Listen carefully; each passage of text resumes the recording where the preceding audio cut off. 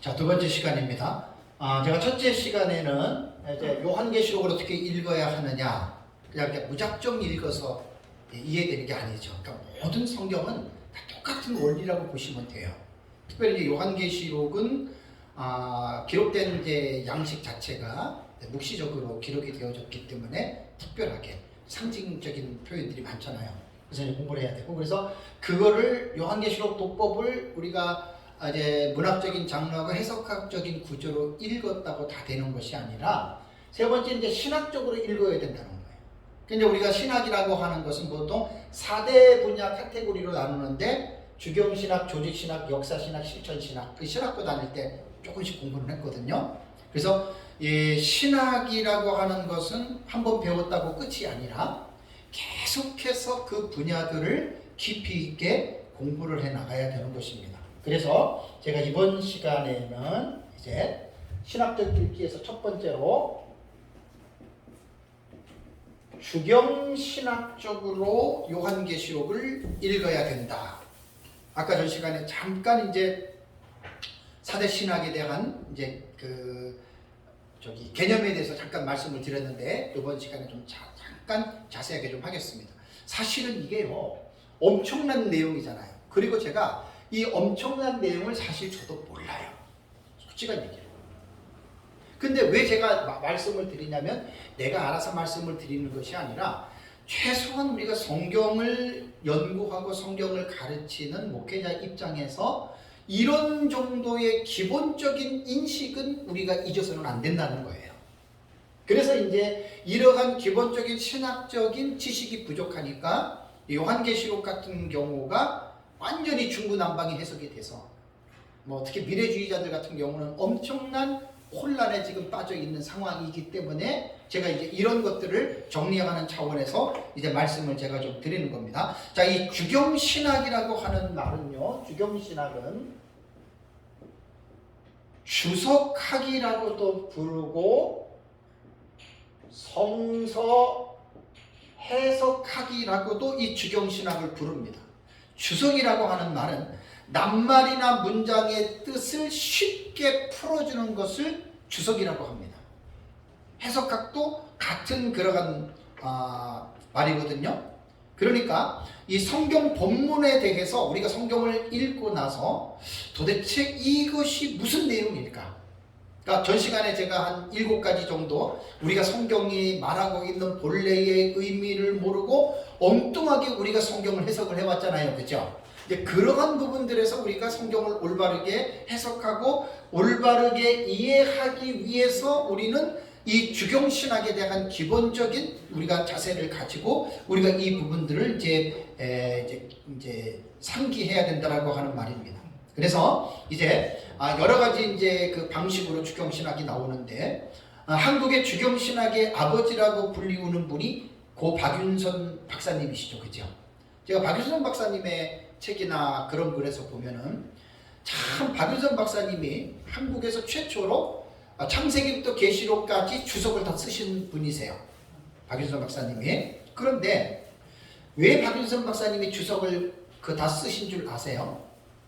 그러니까 이분이 주석을 쓰게 된 동기가 성경을 읽고 도대체 이게 무슨 뜻일까? 도대체 이 본문은 무엇을 말하는 것일까라고 하는 이 궁금증에 계속 가다가 보니까 창세기부터 계시록까지 주석을 쓰신 거예요. 근데 장장 그 기간이 얼마냐? 40년 걸렸습니다. 40년. 우리 한국 교회 안에서 개혁 신학의 이 아버지라고 부르는 박윤선 박사님의 신학, 그다음에 이제 그 위에 있는 박형룡 박사님의 신학은 한국의 보수 신학자들이 절대로 그 두 어른들의 신학을 무시해서는 안 됩니다. 물론 이제 지금 우리가 볼 때 신신학자들, 젊은이들이 공부를 많이 한 사람들에 보면은 어제도 제가 그 박윤선 박사님의 성경신학을 한 200페이지 정도 넘는 거 제가 이제 쭉 훑어봤어요. 강의 때 이제 훑어보면서 지금 젊은 신학자들이 외국에서 쓰는 신학자들하고 지식에 대한 범위가 많이 달라요. 그러니까 내용이 다르다는 게 아니라 표현하는 양식들이, 박윤선 박사님은 옛날 어른이시고 지금 젊은 사람들은 책을 써도 정말 잘 씁니다. 그래서 제가 이제 이렇게 보면서 어쨌든 이 박유선 박사님은 정말 우리 한국에 정말 너무나 귀한 보배로서 하나님이 쓰신 이제 분이십니다.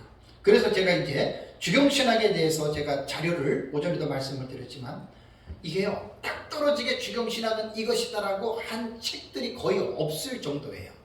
그래서 인터넷에서 제가 총회신학 대구 캠퍼스에서 나온 자료를 내가 인터넷에서 발견을 해가지고 그것을 쭉 살펴봤더니 가장 그래도 이 주경신학에 대해서 폭넓게 이제 주경신학에 대해서 서술을 해 놓았더라고요. 그래서 아까 이제 말씀드린 대로 이제 총론에 대한 이 부분을 보면 총론은 뭐가 나오냐면은 성서 고고학이 나옵니다. 여러분 우리가 성경을 연구하면서 고고학을 무시할 수가 없어요. 한 가지 제가 증거를 제가 댈게요. 그 박유선 박사님 성경신학에 나온 책입니다. 고등비평가의 한 사람인 페델스는 아브라함은 실제적인 인물이 아니다. 그냥 기독교에서 만들어낸 인물이다라고 이렇게 이야기를 했거든요. 그런데 고고학의 최대 권위자인 올브라이트 박사는 누지 지방과 마리 지방에서 발굴된 토소판, 그러니까 흙에서 기록된 그 토판 옛날에는 그런 데다가 썼잖아요, 그죠? 거기에서 딱 봤더니 아브라함은 실제적으로 존재했던 사람이었습니다. 여러분 되게 중요한 거예요. 그러니까 옛날에 대한 일이기 때문에 옛날에 대한 일을 우리가 보지도 못했는데 우리가 어떻게 알아요?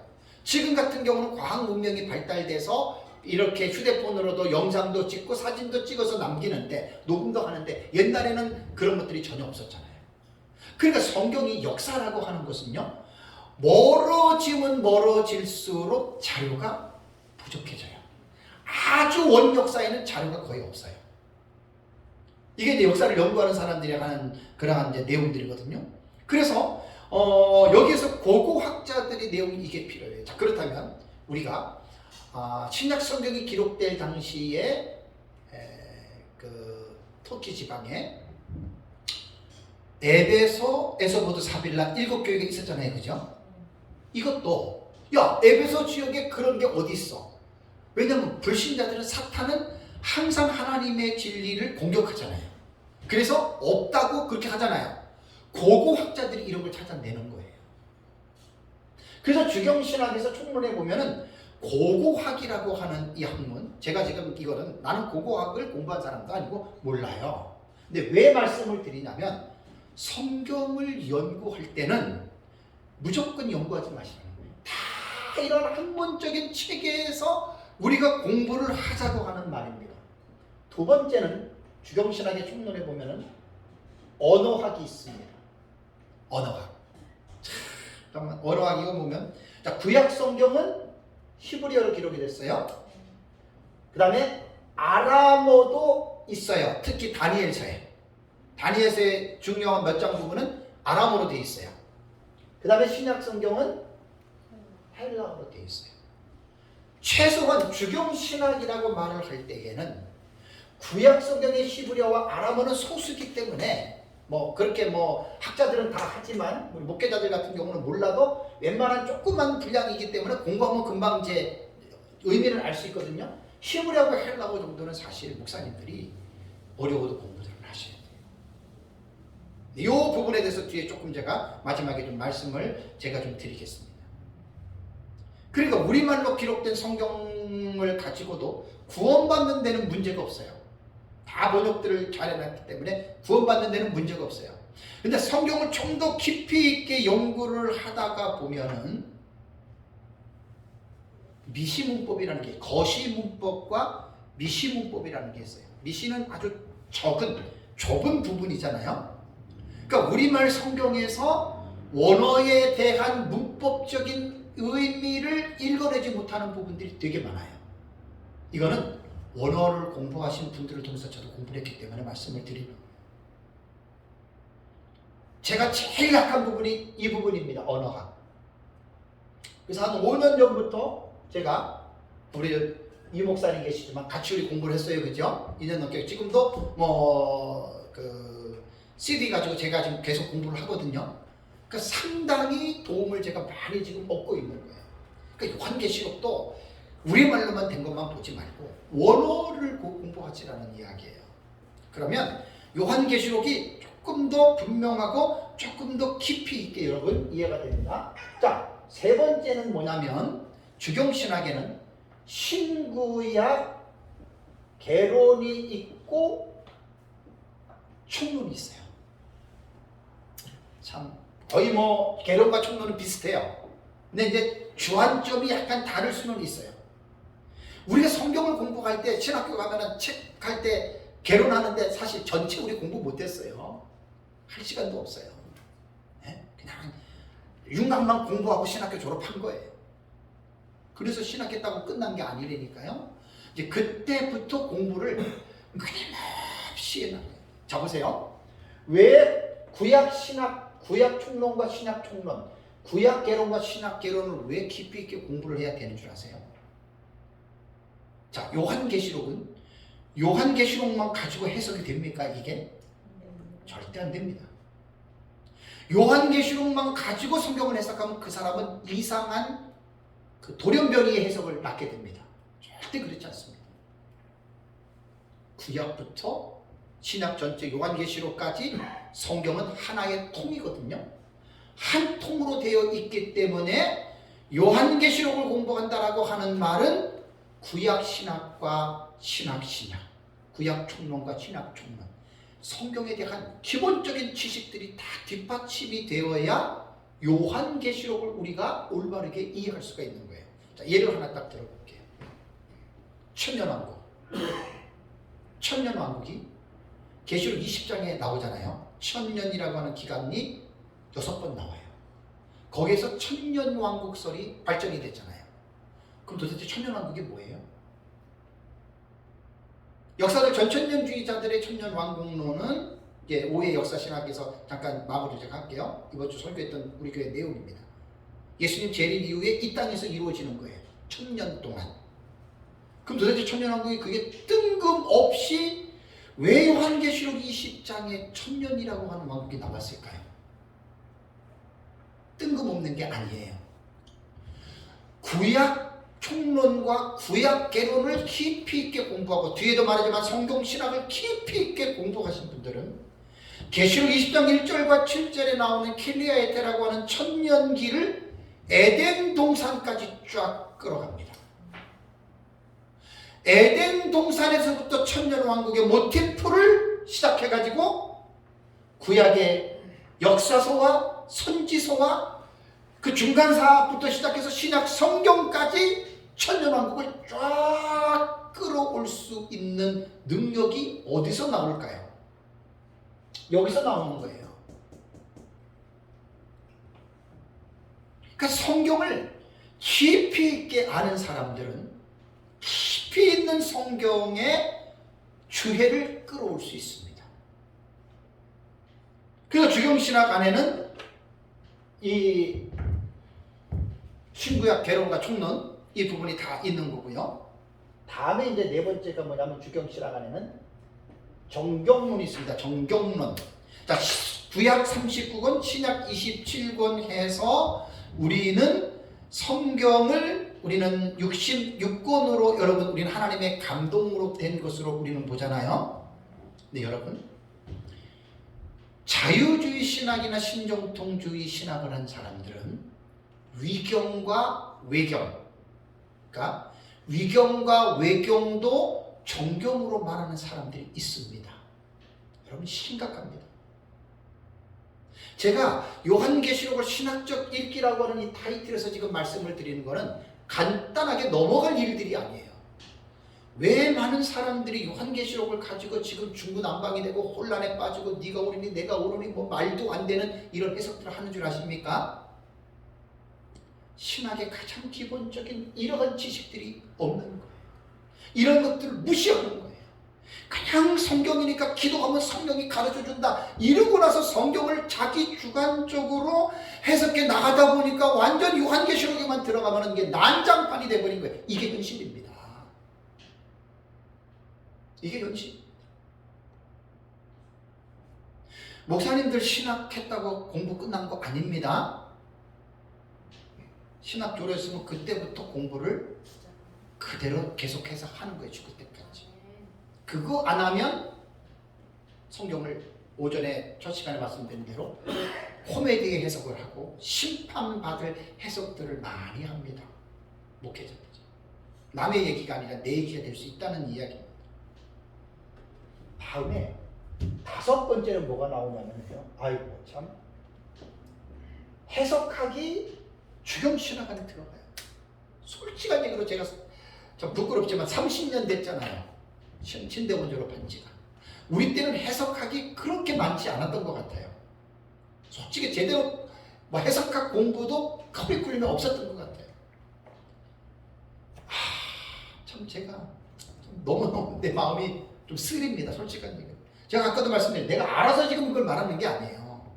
이러한 신학적인 기본적인 지식을 가지고 요한계시록을 읽어가자고 그걸 지금 말씀을 드리는 거예요. 목사님들한테. 이렇게 공부를 하자는 거예요. 이게요. 아까 우리 요한계시록 독법에서 2번째가 해석학적인 구조만 했잖아요. 그죠? 이게 다 해석학에서 배우는 거예요. 근데 최근에 뭐 나는 공부를 안 했지만 저희 이제 원어 멘토인 그 서상근 그 목사님하고 통화할 때 잠깐 들어보면 이분이 해석학을 전공했거든요. 또. 이야, 너무너무 참 내 자신을 볼 때도 부끄럽고 무조건 성경을 읽고 뭐 해석하는 거 깨닫는 게 아니에요.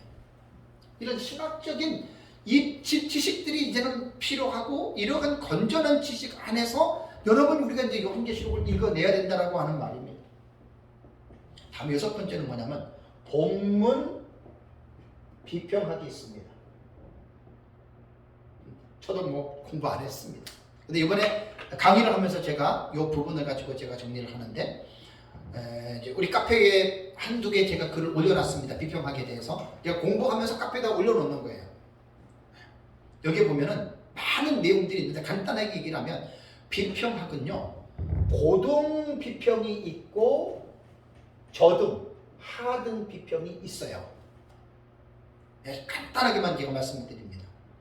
아주 세부적으로는 여러 가지가 있는데 이 고등 비평은 많은 사람들이 위험하다고 얘기를 합니다. 왜냐하면 이 고등 비평은요 성경이 창세기가 기록이 됐잖아요. 그러면 누가 썼냐? 언제 썼냐? 이렇게만 하면 괜찮아요. 과연 창세기가 하나님의 말씀이냐?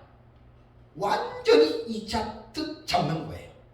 그래가지고 1장과 2장에 대한 부분, 뭐 몇 장과 몇 장의 문체에 대한 부분, 무슨 내용 하다 보니까 고등 비평가들은 거의가 자유주의자들과 신정통주의자들에 의해서 발전된 학문이에요.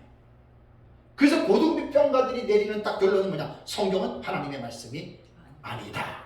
아주 위험한 거예요. 지금 요한계시록이요, 여러분. 우리가 지금 요한계시록을 하나님의 성령의 감동으로 기록된 말씀으로 여러분 우리는 믿고 있죠. 그런데 이게 요한계시록은 하나님의 감동이 아니다. 이거 비평학적으로 볼 땐 이거는 사도 요한의 글도 아니고 엉뚱한 이 마귀가 지금 하나님의 그 진리에 대한 부분을 지금 허물고 있는 거거든요. 정말 여러분 이건 많이 위험합니다.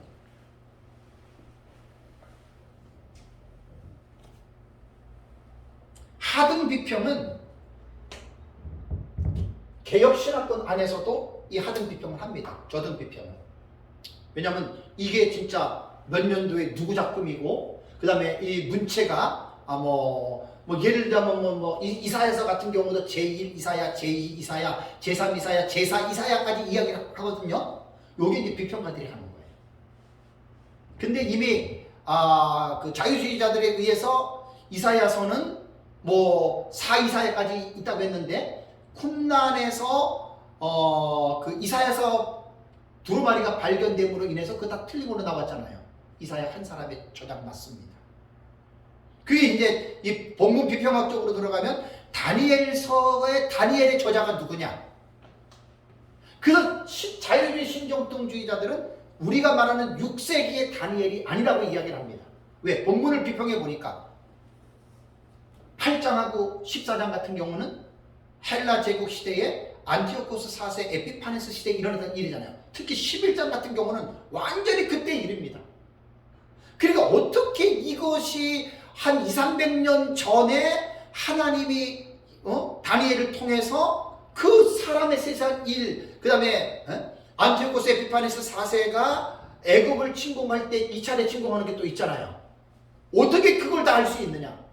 그러니까 자유주의의 개념은 인간의 이성을 가지고 하나님을 관계하기 때문에 인간의 이성이 이해가 안 되면 그건 노라고 하는 거예요. 상당히 여러분 이건 중요합니다. 우리가 사실 본문 비평하고 저도 그렇고 공부할 하면은 좋지만 힘들어요. 솔직한 얘기로. 그러나 우리는 이런 것 정도는 알아두셔야 된다는 얘기예요.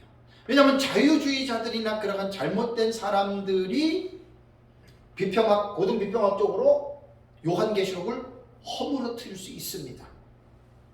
그럴 때 우리는 이 부분들에 대해서 신학적으로 여러분 우리는 뭐 해야 돼요? 방어해야 돼요.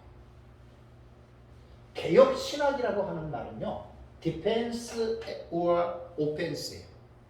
공격도 할 뿐만이 아니라 방어까지 하는 게 개혁신학이에요. 뭘 알아야지 공격을 하잖아요. 다음에 두 번째가 뭐냐면 주경신학 안에 주석학이 있습니다.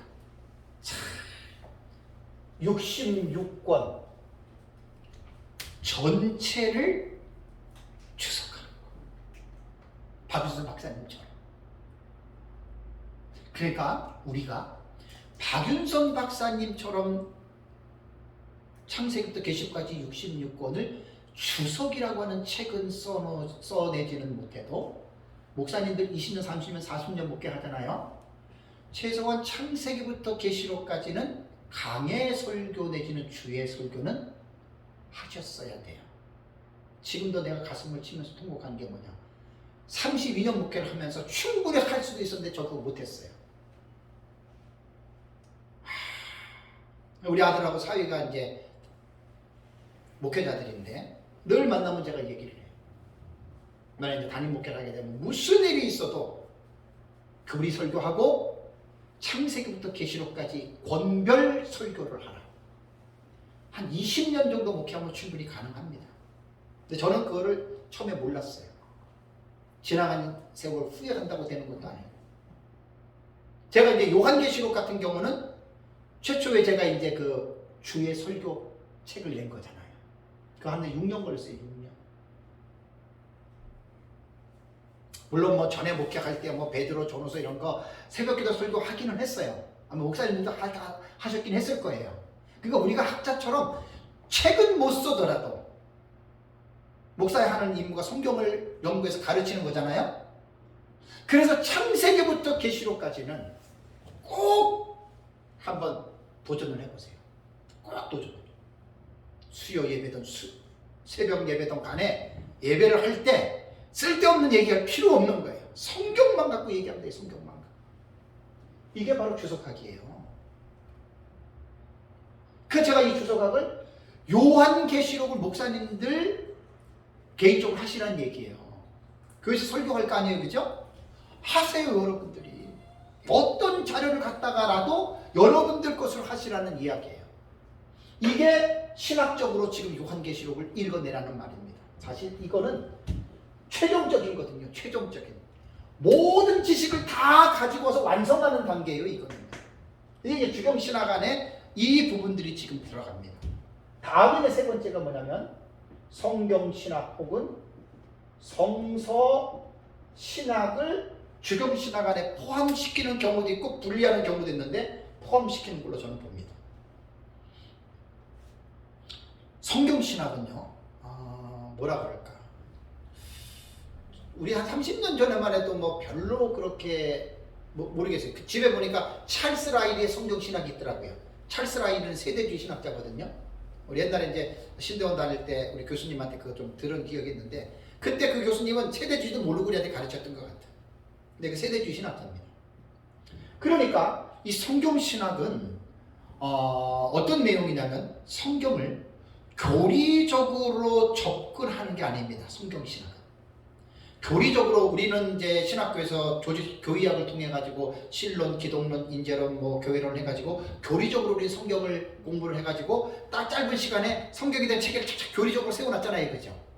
이게 이제 교리신학의 중요한 점이지만 성경신학은 교리적인 접근보다는 구속계시의 점진적인 발전을 연구하는 분야입니다. 그러니까 쉽게 말하면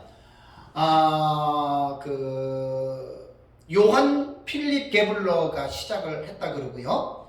그 다음에 근대 프린스턴 신학교의 게랄더스 보스, 그 다음에 웨스트민스터 신학교의 에드워드 제이 영과 리처드 게핀 같은 아주 훌륭한 근대의 아주 훌륭한 개혁신학의 거장들, 이분들이 성경신학을 발전시킨 사람들이에요.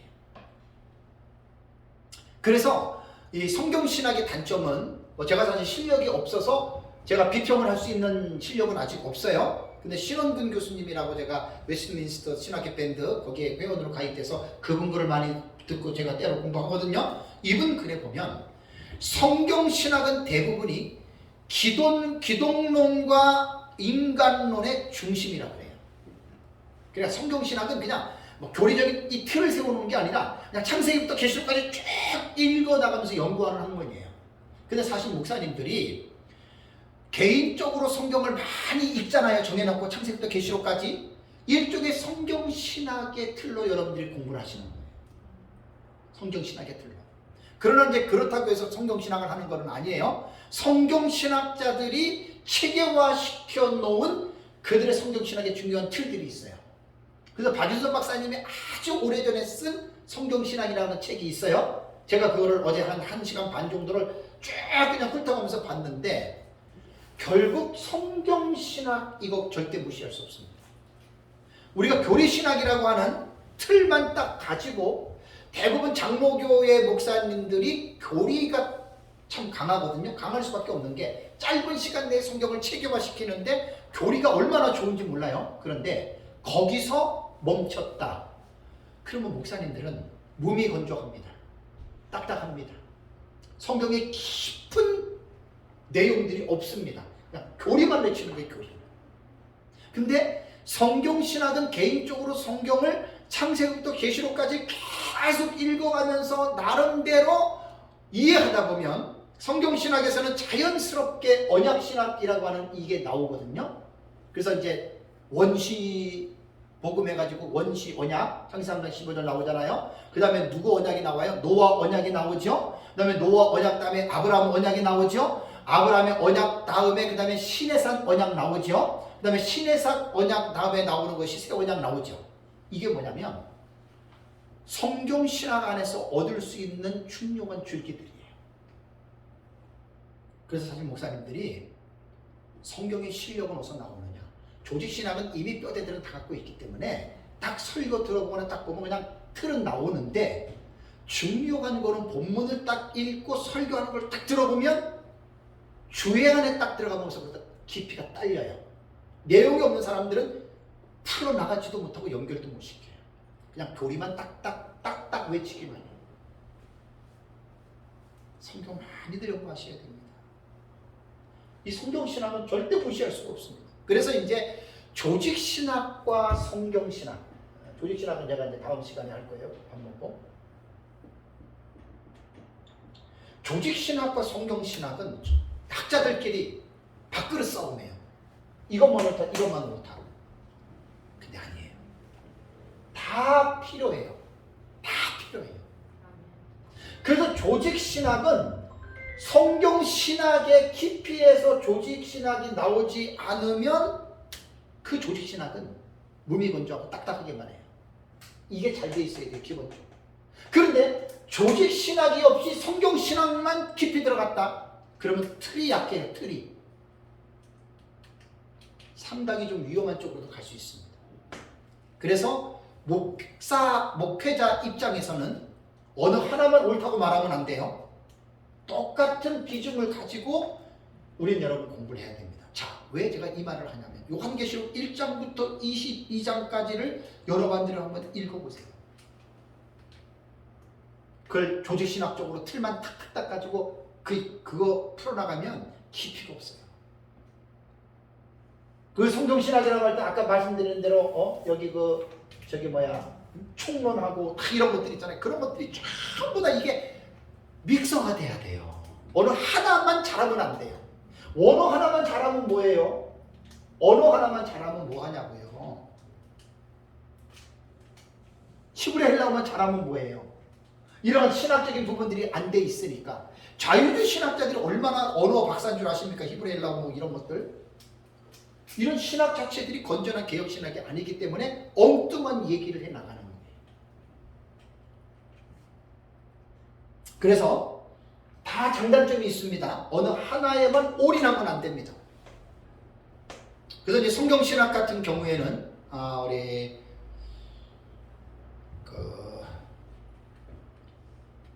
웨스트민스터 신학회 밴드 그 교수님 신원규 교수님 얘기 보면 이렇게 말을 하더라고요.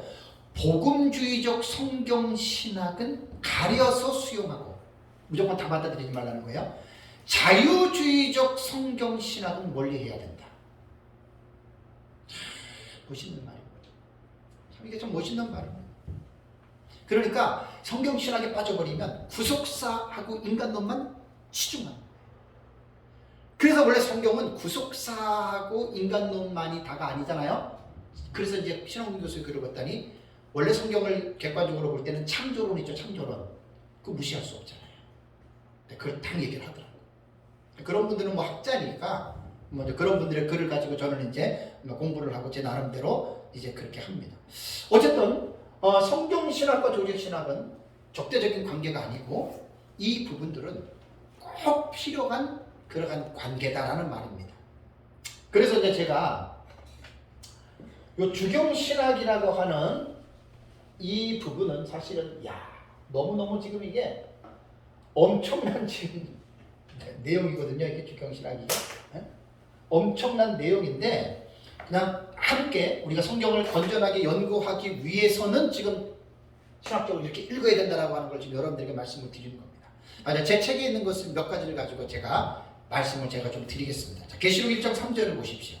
자, 계시록 1장 3절을 보면은 이 예언의 말씀을 읽는 자와 듣는 자와 그 가운데 기록한 것을 지키는 자는 복이 있나니 때가 가까움이라.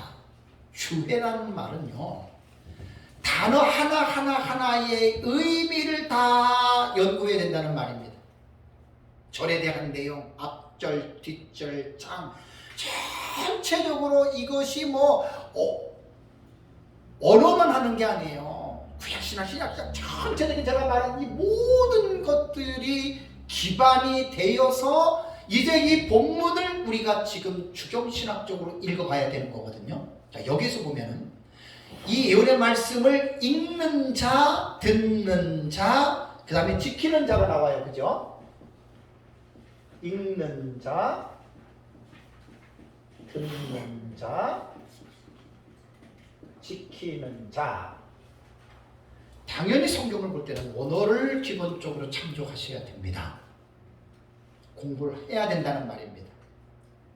지금은 소프트웨어 프로그램들이 너무나 잘 나와 있어서 원어를 전혀 읽지를 못해도 제가 소개하는 소프트웨어 CD를 한 1만 원만 줘도 그냥 다 읽는 내용이 나오고 모든 단어에 대한 해석들이 다 나와요. 옛날에 25만 원까지 갔었어요. 바이블렉스 같은 경우. 이거 좀 얘기를 하면 안 되는데. 필요한 사람은 저한테 얘기하면 아주 저렴하게. 그것도 뭐 풀어지고 그러면 저렴하게 못 써요. 아주 싸게 살 수 있어요. 제가 한 30명 넘게 소개를 해줘가지고 그걸 이제 사서 지금 공부를 하시는 분들이 성도들도 있어요. 성도들. 목사님들도 도전 받으셔야 돼요. 일반 성도들도 원어를 보는데 목사님들이 그러니까 원어 몰라도 공부하면 된다니까요. 그 CD 보면 다 나와요. 여기에서 읽는 자라고 하는 말이 뭐냐면 아나키노스콘, 이게 아나키노스코라고 하는 거거든요. 이게요 단수로 나옵니다. 단수. 이게 지금 미시문법을 말하는 거예요. 그 다음에 요 듣는 자는 복수고 지키는 자도 복수입니다. 정확하게 표현을 한다면 이 예언의 말씀을 읽는 자와 듣는 자들과 지키는 자들 이렇게 해야지만이 우리말에도 정확하게 뉘앙스를 알 수가 있는 거예요. 그리고 이것이 동사는 항상 6가지의 방향을 봐야 됩니다. 현재, 과거, 시, 상, 태, 단수, 복수 이런 거 있잖아요. 그 다음에 그것이 남성이냐 뭐 여성이냐 이건 몰라도 다 소프트웨어 프로그램 다 나와요. 단어 하나에 큰 설명이 되어져 있어요. 그러니까 읽는 자라고 하는 말은 단수로 되어 있고 이게 동사가요. 똑같이 태를 보면은 뭐로 되어 있냐면 분사, 현재, 능동태로 되어져 있습니다. 여러분, 목사님 뭐 읽는 자 그러면 됐지 뭐 분사는 뭐고 현재는 뭐고 능동태는 뭐고 이런 말을 할 필요가 있나요? 라고 말한다면 그 사람은 좀 문제가 많은 사람이에요. 이거를 읽어내라는 얘기예요. 동사에서. 분사는 보통 우리가 아는 대로 진행 상태를 말하는 거잖아요. 진행 상태. 영어로 말하면 이제 ing로 형으로 말하는 거예요. 현재잖아요. 언제 읽어야 돼요? 언제 들어야 돼요? 언제 지켜야 돼요? 뭐 과거에 한번 딱 듣고 끝난다 이게 아니죠? 계속 현재죠? 능동태는 뭐예요? 자기 스스로가 하는 거예요. 하기 싫은 거 억지로 들으세요. 집사님 나오세요. 권사님 나오세요. 그렇게 하는 게 아니에요. 자기 스스로가 하나님의 말씀을 듣기 위해서 나오는 거고 자기 스스로가 지키기 어려운 거 억지로 지키는 것이 아니라 자기 스스로가 지키는 거예요. 자, 이것을 헬라어 원문 단어에서 주경신학적으로 요 단어 동사 하나를 정확하게 미시문법을 못 보면 목사님들이 거의 다 그냥 넘어갑니다. 저 이거 딱 배운 때부터 항상 제가 동사 나오면 예의주시합니다. 6가지로 딱 봅니다. 그러면요 설교가 요 문법 하나만 딱 다시 설명을 해줘도 성도들이 귀가 팍 열려버려요. 무슨 말인지 아세요? 왜 목사님들이 설교 시간에 왜 이런 것들의 문법적인 언어 부분 이 부분 왜 못 건드려요?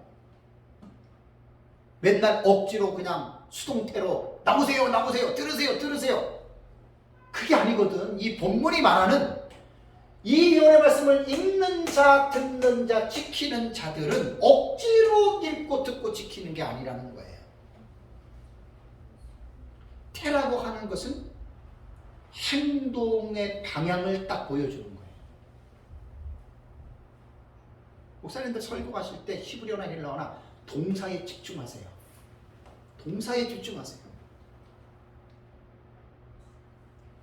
많은 분들이 거의 다가 동사를 그냥 프리패스야. 아이고 세상 천지. 제 책의 그 계시록 21장을 19장에 보면은 그 천년왕국의 혼인잔치 받은 사람들 중에서 입는 것에 중간태 나오죠. 중간태. 잘 읽어보세요. 중간태가 뭘 의미하는 것인지. 목사님들 그냥 다 프리패스야. 태를 정확하게 설명을 해주고 지금 이것을 분사인의 운동태를 딱 강조해주면 성도들이 책임감이 딱 생깁니다. 아, 이게 계시의 말씀을 읽고 듣고 지키는 게 이게 억지로 하는 것이 아니구나. 이것이 1장 3절이 우리에게 주시는 의도예요.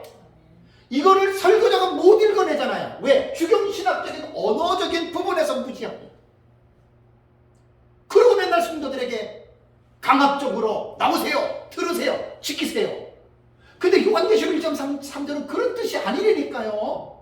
강제적으로 협박해가면서 어떤 목사들은 막 협박하잖아요. 설교할 때. 안 지키면 저주받는다.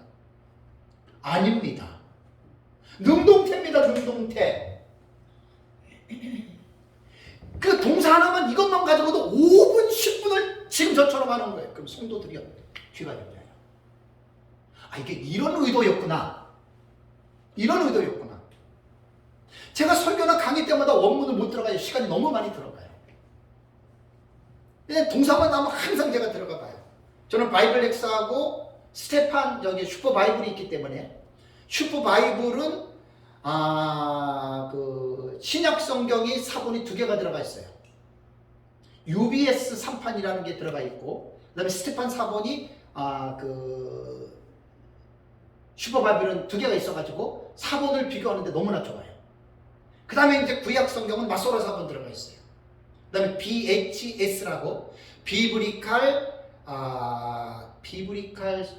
그 S는 스탠드 가르테시아라거든요. 비브리아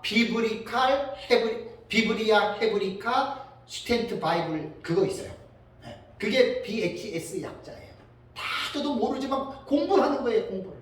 우리 카페에 보면 제 도서관이에요. 그게 같이 공부하라고 제가 만들어 놓은 거예요. 목사님들이 들어오지를 않아요. 공부를 해야지 뭔가 성경이 넓어지고 깊어지지 않아요? 제가 대한에스라 성서 연구를 하나님이 창립하게 한 거는 그런 의도입니다. 에스라와 같이 여호와의 율법을 연구하고 준행하고 가르치기를 힘쓰는 이 사역의 마지막 때 목사들이 사역에 초점이 되어야 되겠다. 그 마음 지금도 변치 않아요. 뭐 제가 유명하고 뭐 이름 있고 실력 있고 많은 사람 모이고 나는 그거 별로 중요하지 않아요.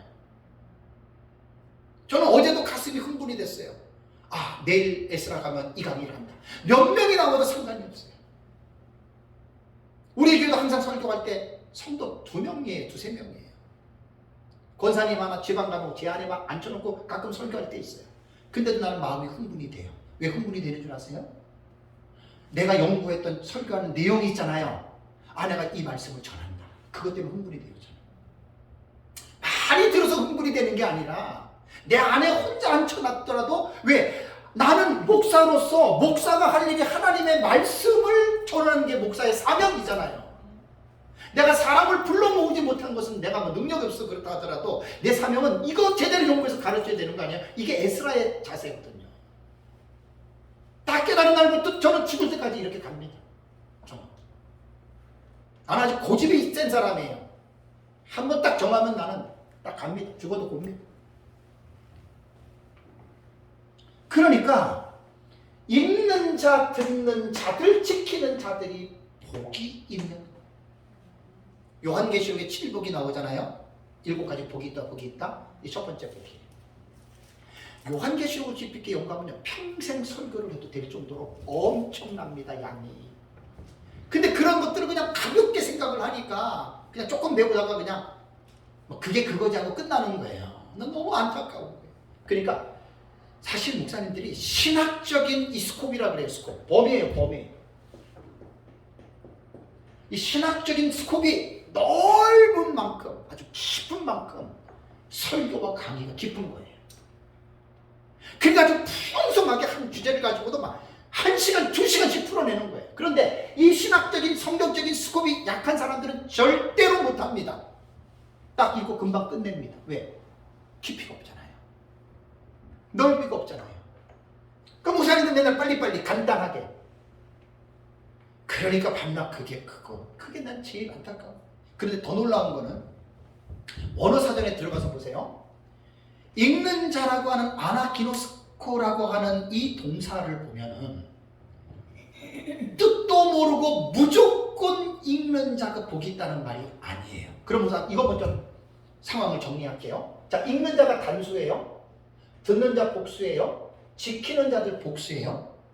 박윤선 박사님의 주석을, 요한계시록 주석을 봐보세요. 제 책에 있어요. 지안이라고 하는 학자는 어떻게 해석을 했냐면 초대교회 시절에 AD 96년에 요한계시록이 사도 요한에서 기록이 됐잖아요. 그죠? 그럼 초대교회 때는 읽는 자 단수이기 때문에 이 사람을 목회자로 본 거예요. 설교자.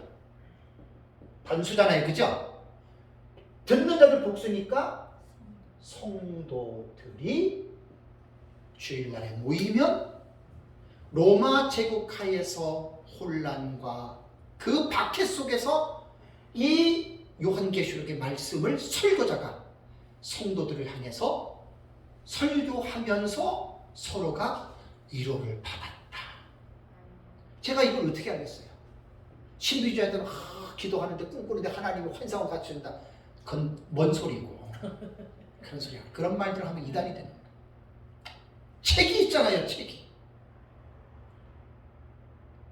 책은 사람이 만들지만 사람이 책을 쓰지만 책은 사람을 만듭니다. 책 속에 길이 있고 신학은 책을 읽는 거예요. 제가 이제 우리 에스라에서 우리 목사님들 이제 9년째 여기서 설교하는데 강의하는데 말씀드렸잖아요. 책을 안 읽는 분들은 목사하지 말라고 제가 기분 나쁘게 듣지 마세요. 자꾸만 보세요. 그래서 이 읽는 자, 듣는 자, 지키는 자들 공이 딱 보니까 읽는 자와 그 듣는 자도 아쿠온테스, 이게 아쿠오거든요. 아쿠오, 듣다. 이것도요, 말씀의 의미도 모르고 듣는 거 말하는 게 아니에요. 알고 듣는 거 하고 알고 읽어야 돼요. 깜짝 놀랐어요. 그러니까 제 지금 요한계시록 주의 책을 여러분들이 제가 그냥 쓴 거 아닙니다. 잘 읽어보세요. 자, 이게 다 책에 있는 내용들이에요. 그럼 이걸 읽으면 우리 어떻게, 성도들이 그렇게 가르쳐 줘야 돼요.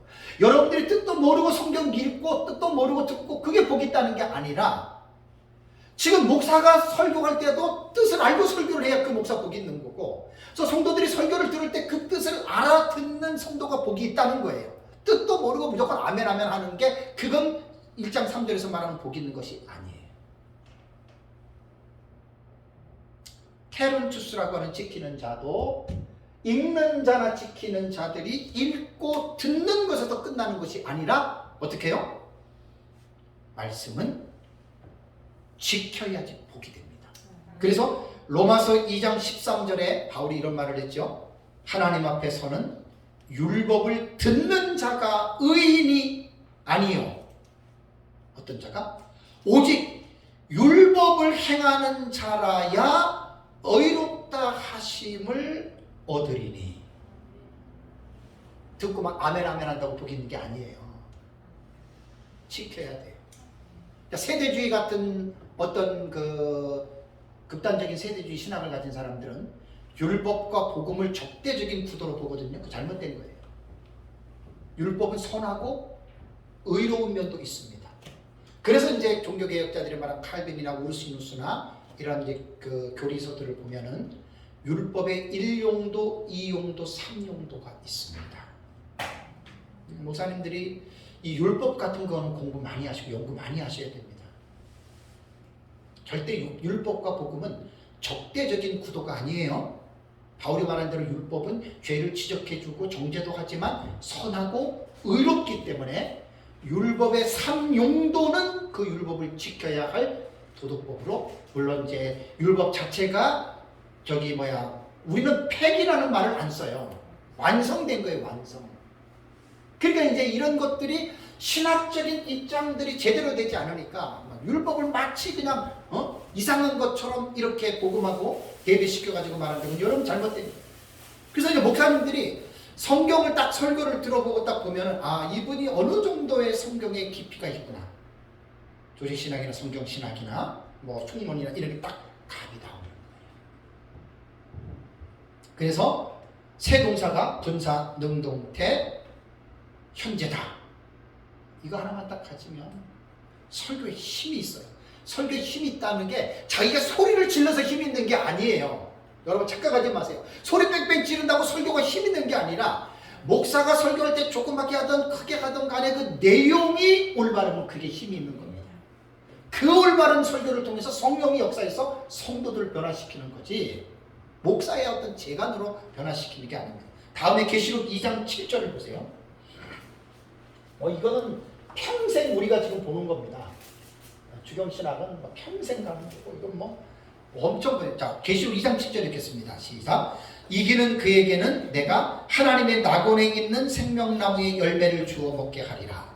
자, 성경 본문을 볼 때는 간단하게 읽지 않는다. 이기는 그라고 하는 전제가 있어요. 자, 이기는 자에게 뭘 줍니까? 하나님의 낙원에 있는 생명나무의 열매를 주어서 먹게 한다. 그러면 이기는 게 뭔지에 대해서 우리가 알아야 되고, 하나님의 낙원은 도대체 어디에 있는 것이며, 또 그 하나님의 낙원에 있는 생명나무 열매는 뭐냐, 그죠?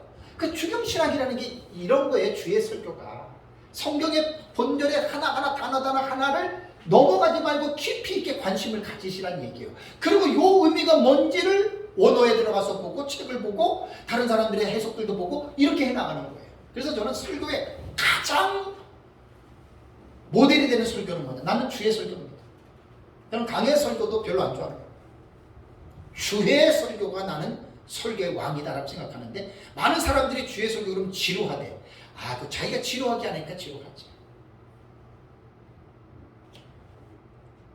의외로 목사님들 중에 주의 설교하는 분들 제가 거의 못 봤어요. 자기 스타일대로 가는 거예요. 성경은 주의 설교에 한번 맛이 들이고 주의 설교를 하다 보면 목사님들의 성경 실력이 엄청나게 향상이 됩니다. 그리고 그런 설교를 듣는 성도들은 진짜 복된 성도들이 돼요. 절대로 이상한 설교 못 듣습니다. 그런 성도들은.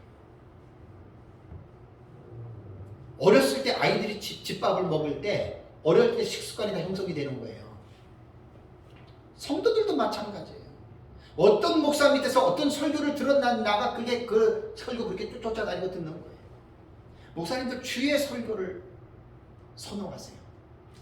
제 책이 그 내용이거든요. 주의 설교에 대한 정형은 아니지만 나름대로 제가 힘을 쓴 거예요. 그거를 지루하다고 생각하면 목사님들 정말 잘못된 겁니다. 뭐가 지루합니까? 자, 이기는 자라고 하는 말은 토니콘티입니다. 이 니카오라고 하는 이기다라고 하는 동사인데 여러분 이것도요. 이긴다라고 하는 말이 시제를 보면 능동 현재 분사입니다. 과거에 이기고 끝나는 게 아니에요. 무슨 말인지 아시죠? 우리가 요한계시록을 통해서 마지막 시대 잠자는 성도들을 깨워야 되잖아요. 뭘로 깨워요? 극단적인 세대주의자들처럼 대접, 납판해가지고 저주받고 심판받고 그 심판받지 않고 그렇게 사기치는 거예요? 그렇게 성도들 깨우는 게 아니에요? 그 요한계시록을 미래주의를 잘못 배우게 되면 그거 좀 위험해요. 잘 배우셔야 돼요. 이게 미래주의 역사적 전체는요. 절대 성도들 겁박하고 겁주려고 이거 쓰는 거 아니에요. 요한계시록은. 이기는 자. 능동 현재 분사입니다. 그러니까 신약시대 어떤 시대든지 간에 평화시대든 박해시대든 어떤 시대든지 간에 신약시대의 성도들은 요한계시록 기록된 이후부터 다른 부분도 마찬가지예요. 항상 신앙생활을 어떻게 하라? 이기는 신앙생활을 하도록 설교자는 독려해야 됩니다. 이게 딱 미시문구에서 나오잖아요. 그 목사님들이 성경을 이렇게 주경신학적인 기본적인 지식을 성도들에게 오픈하면 여기서 소리를 뻥 지르면 성도들이 아멘합니다. 근데 이런 기본적인 지식을 무시하고 이겨라 그러면요 성도들이 오해하지 마세요. 이기세요. 이게 좀 그럴 수 있어요. 우리가 사실은 우리 목사에게 있어서 최고의 백그라운드는 뭔지 아십니까? 하나님 말씀이고 성령의 도우시는 은혜예요. 자기 재간도 아니고 자기 말빨도 아니에요. 절대 아닙니다, 목사님. 박사학위 있고 책만 있었다고 설교들 이렇게 들어보고 그러면 막 은혜가 넘치는 줄 아세요? 나는 바울의 그 설교자로서의 그 바울의 중심을 나는 평생 잊지 못하는 게 고린도전서 2장에 내 말과 내 전도함이 지혜와 말의 능력이 아니라 성령의 나타남과 능력. 그래가지고 이제 전 무슨 씨 같은 경우는 그냥 그 성령의 나타남 해가지고 청교도 이름을 딱 붙여놓고 완전히 은사주의로 가버린 거예요. 참 성경을 좀 그렇게 읽나 몰라. 성령의 나타남을 꼭 은사와 그쪽으로만 보는 게 아니에요. 설교 시간에 강의 시간에 과연 성령님이 그 사람을 붙들고 그 시간에 말씀하고 있느냐가 성령의 나타남이지.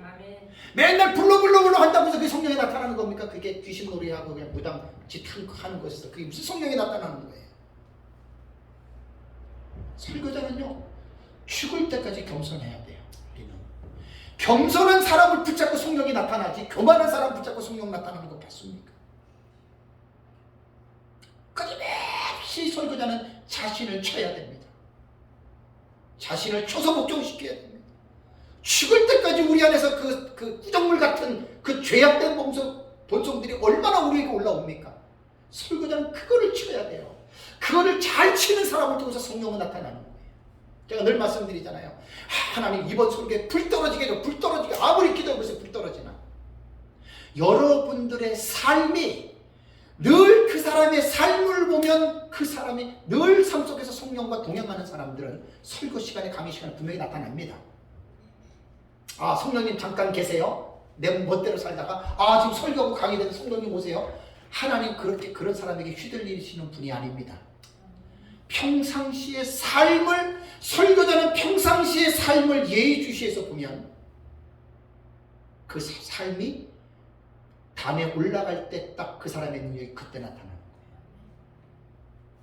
나는 32년 목회를 하면서 지금도 두렵고 떨리는 게 그거예요. 지금도 두렵고 떨리는 게 그거예요.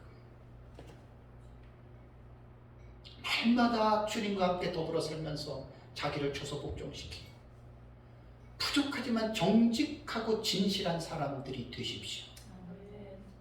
가장 제가 사람 만날 때 마음이 아픈 사람이 진실하지 못한 사람. 말을 이렇게 해놓고 그래서 저는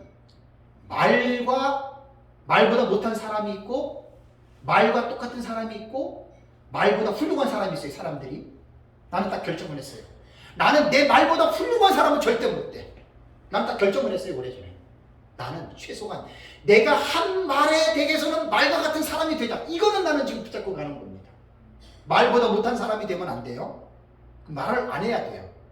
근데 내가 말을 했다면 그 말과는 최소한 같은 사람이 되어야 되지 않겠나. 나는 이게 내 철칙입니다. 함부로 말하면 안 되고 말을 했다면 반드시 그 말에 책임들을 지십시오. 그게 진실한 사람입니다. 그 진실한 사람들이 의외로 많지 않아요. 지난달에도 말씀드렸지만 진실한 사람을 만나려고 하지 마시고 여러분들이 진실한 사람이 되십시오. 그러면 됩니다. 그럼 그 정직하고 진실한 사람 만나는 사람 복 받은 겁니다. 우리가 뭐 잘난 사람이 누가 있겠습니까? 그래서 이기는 자는 그런 거고요. 그 다음에 하나님의 낙원이라는 말은 뭘까? 그럼 낙원이라는 말을 헬라어에 보면은 파라데이소스거든요. 헬라어 보면 파라데이소스. 이게 뭐 공원 혹은 낙원으로도 되는데 뭐 이제 원어 사전을 딱 들어가면 페르시아에서 유래된 말로 1차적으로는 인류 최초에 거주했던 에덴 동산을 암시한다. 이게 잘 중요한 거예요. 지금 낙원이라는 말이. 에덴 동산을 암시하지만 이것을 에베소 교회를 향해서 말씀하실 때 이기는 자에게 이 하나님의 낙원에 들어가서 생명나무의 열매를 먹는다. 그 주예라는 게 그런 거예요. 이게 도대체 무슨 말이지? 그래서 낙원이라고 하는 것을 우리가 그 원어 사전 딱 들어가면 나와요. 신약 성경에 딱 3번 나옵니다. 파라데이소스가. 누가복음 23장 43절, 고린도 후서 12장 4절, 계시록 2장 7절. 다 제 책에 있는 내용들이에요. 제 책을 깊이 있게 공부하세요. 참 엄청나게 공부 많이 됩니다. 그러면 여기서 이제 중요한 게 구약, 신약 총론 얘기를 했잖아요. 그죠? 이 성경은요 무조건 읽는다고 해석이 되는 게 아니에요. 그러니까 신학적인 깊이가 깊고 넓을수록 성경을 읽어내면 이해의 폭이 엄청나게 넓어져요. 그게 자기의 가지고 있는 영향력이에요. 제가 주경신학은요 1, 2년 공부했다고 해서 표시 안 나요. 4, 5년 해도 표시 안 나요. 이 주회를 내가 해보니까 최소한 10년 이상 꾸준히 깊이 있게 공부를 하면 한 10년 이상 지나면 그 사람 설교를 딱 들어보면 좀 차원이 달라요. 좀 깊이가 달라져요. 아, 설교는 본문을 읽고 저렇게 말하는구나 라고 하는 게 한 10년 정도는 지나야 돼요. 1, 2년 해가지고는 안 나와요. 왜? 우리는 습성대로 목사님들 설교합니다. 습성대로. 습관이라고 하는 거는 오랜 시간이 단련된 거거든요. 처음부터 주의 설교 못합니다. 할 수가 없습니다. 어려워서. 자꾸만 훈련을 하십시오. 어떤 본문이든지 간에. 그걸 내가 에스라에서 강의할 때 늘 이런 부분에 대해서 제가 여러분들 하잖아요. 그러니까 그대로 어떤 부분 이런 게 한번 해보세요. 그러면 성경을 얼마나 풍성하게 이해가 되는지 몰라요. 그래서 그냥 금방금방 표시는 안 나도 1년, 2년, 3년 꾸준히 하다 보면 나도 모르게 뿌듯함이 있어요. 성경을 읽을 때. 딱 뿌듯해지고 상당히 성경에 대해서 아주 자신감이 여러분 붙게 됩니다. 그렇다면 누가복음 23장 43절에는 예수님 십자가에 죽을 때 내가 오늘 나와 함께 낙원에 있으리라 그랬잖아요. 그죠? 보세요. 누가복음 23장 43절에 예수님이 말한 낙원과 고린도 후서 12장 4절에 내가 낙원에 끌려가서 사도 바울이 말한 낙원과 계시록 2장 7절에 있는 에베소 교회에게 말한 낙원과 제가 이제 전개해가는 방식을 한번 보세요. 상황이 다 다른 상황에서 말했어요. 그런데 내용은 파라다이소스예요. 파라데이소스.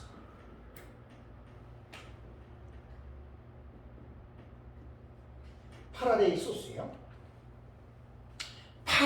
파라데이소스에 대한 이야기를 했는데 과연 이것이 동일한 장소일까? 한번 생각해 보셨어요? 대부분 그냥 넘어들 가더라고요. 제가 딱 연구할 때는 이 의미를 전 다 알거든요. 자, 예수님이 강도에게 말할 때에는 강도가 죽었죠? 그럼 죽으면 어떻게 되죠? 영육이 분리되죠. 육체는 땅에 묻히지만 영혼이 지금 죽은 사람 천국 갔다 그러죠? 자, 사도 바울이 말할 수 없는 그 낙원으로 끌어올려갔죠. 신비한 체험이에요. 육체는 못 가고 영혼만 가서 본 거예요. 이것도 낙원으로 표현했단 말이에요. 바울도. 그 다음에 에베소 교회에게 이기는 자에게는 하나님의 낙원, 그러면서 생명나무 열매를 얘기를 했어요. 그러면 여기는 어디예요? 에베소 이걸 말하는 것은 계시록 21장과 22장에 나오는 새 하늘과 새 땅 새 예루살렘 성을 말합니다. 거기에 생명나무 열매 있죠. 22장에. 딱 제가 이 본문을 보고 연구할 때 똑같은 천국이에요. 그래서 이걸 갖다 또 이상하게 말하는 사람들이 있어. 특히 전천년주의자들. 낙원은 뭐만 가있고 어쩌고저쩌고. 야, 참 저는 그러니까 이게 성경이 주경신학적인 이런 판대한 지식이 뒷받침이 되지 않으면 엉뚱한 소리들을 해내는 거예요. 제가 볼 때는 여러분 이게 다릅니다. 다름의 이유를 설명해 줄까요? 말로만 다르다 그러면 안 돼요. 설득되도록 해석을 해줘야 돼요. 강도가 죽었을 때는 영혼만 가 있는 거예요. 영혼만. 천국인데. 그러면 물어볼게요. 천국이 한 군데예요? 천국이 공간적으로 올 때 한 군데입니까? 아니, 이 세상만 하더라도 셀 끝도 없는 우주도 있지. 그죠? 지구도 있지. 천국이 크겠어요? 세상이 넓겠어요? 상식적으로. 사람들이 이런 걸 생각들을 못하고들 있어요. 죽은 영혼이 가 있는 천국, 지금 죽은 영혼이 가 있는 거예요. 사도 바울이 간 곳이 과연 그것을 보았겠느냐? 그러면 쓸데없는 상상과 유추를 가지고 천국 만들어내면 이단됩니다. 계시록을 딱 보세요. 4장과 5장에는 뭐가 나와요? 천상의 보좌가 나오죠.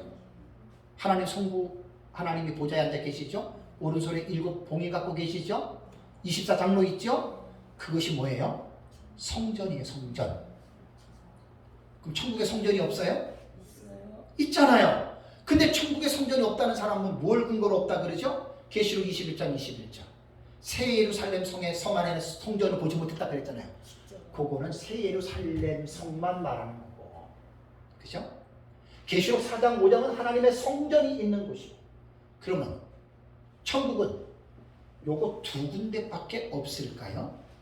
참 쪼잔한 사람들이야. 그러니까 성경이 가라 그러면 가고 서라 그러면 서는 거예요. 저는 상식적으로 생각해도 천국이 이 세상보다도 적겠냐고요. 성경이 다 말을 안 했겠지만 쓸데없이 유추는 할 필요는 없어도 요한계시록에서만 봐도 새 예루살렘 성, 그러면 지금 사람이 죽은 성도들이 새 예루살렘 성에 가 있습니까? 안 있습니다. 예? 안 있어요. 아니죠. 왜 안 있어요? 요한계시록을 잘 여러분 읽어보세요. 계시록 20장의 천년 왕국이 끝나고 곡과 마곡 심판하고 그 다음에 사탄이 유황불의 심판을 당하고 그 다음에 천지가 사라지며 없어져요. 소멸입니다. 갱신설 아닙니다. 우리는 천지가 소멸이 되면서 죽은 자들 부활하죠. 그리고 새 예루살렘 성 내려오죠. 그때의 새 예루살렘 성에 들어가는 사람들은 부활한 성도들, 구원이 완전히 이루어진 성도들이 부활한 육체를 가지고 들어가는 데가 새 예루살렘 성이잖아요. 사람들은 이것들을 생각들을 못하는 거죠. 그 천국을 이렇게 얘기하면 목사들 자체도 이해를 못해요. 왜? 이런 생각들을 전혀 못 해봤거든요. 그럼 사도 바울이 여기를 가봤겠느냐? 우리는 몰라요. 그죠? 죽은 영혼들인데 여기를 가봤다. 그건 몰라요. 4장과 5장에 있는 천상의 성전에 거기를 갔다 오냐? 그건 우리는 몰라요. 그러나 천국은 좁은 사람들처럼 새 예루살렘 성만 천국이다? 참 무식한 거죠. 그죠? 네? 참 이런 말 하기가 조심스러운 게 너무나 지식들이 부족해서 오해하지 마세요. 무시하는 거 아니에요. 내가 해봐서 알아요. 잘 알아듣지를 못하시는 사람들. 그래서 에베소서에 말하는 낙원에서 생명과 씨를 먹는 것은 새 예루살렘 성을 말한 거예요. 그러니까 벌써 누가복음에서 나온 강도에게 말한 낙원과 새 예루살렘 성은 다르잖아요. 그죠? 장소가 다르죠? 이건 지금 왜 이렇게 말하냐면 깊은 주경신학적인 입장에서 지식에서 이렇게 지금 나오는 거예요. 본문을 볼 때. 저도 뭐 실력이 부족하지만 이게 깊은 지식을 갖고 있는 만큼 성경을 깊이 여러분 이것이 보는 겁니다. 그래서 이기는 자에게 생명나무의 과실을 주워 먹게 한다. 이거는 천국 들어가는 거예요. 그런데 여기서 구원론이라고 하는 조직신학적 입장에서 잘못 형성이 된 사람들은 맞아. 이겨야지 천국 들어가. 이렇게 볼 수 있잖아요. 그죠? 그런 사람은 조직신학에 대한 교리가 형성이 안 된 사람이에요. 그래서 이제 성경신학이 조직신학에 딱 뼈대가 없으면 이렇게 흘러갈 수 있어요. 조심해야 됩니다. 자, 이긴다라고 하는 말은 행위잖아요. 구원론에 있어서 행위는 구원의 조건이 아니고 구원의 결과로 해석해야 됩니다. 요것들을 많은 사람들이 신학자들도 헷갈리는 분들이 이렇게 있더라고요. 와, 참 기가 막히다. 너무너무 가슴이 아파. 그래서 아예 구원을 행위하고는 상관이 없어요. 구원 받는 거는. 그러니까 아예 구원받은 자들이 나타나는 행위조차도 아예 부정하는 사람들이 있더라고요. 요거 조금 이제 하이퍼 칼빈 극단적인 개혁신학한 사람들이 이런 얘기들을 하더라고요. 여러분 그렇지 않습니다. 자, 마지막으로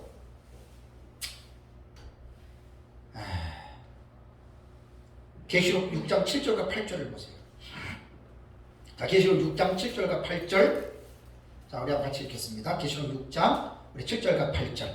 자, 넷째 인을 떼실 때에 내가 넷째 생물의 음성을 들으니 말하되 오라 하기로 내가 보니 청황색 말이 있는데 그 탐자의 이름은 사망이니 그 다음에 뭐라고요? 음부가 그 뒤를 따르더라. 일단은 성경에 주해를 가장 기본적으로 해야 되고 또 그 주해를 깊이 있게 하면 이 본문이 뭘 말하는지가 해답이 나와요.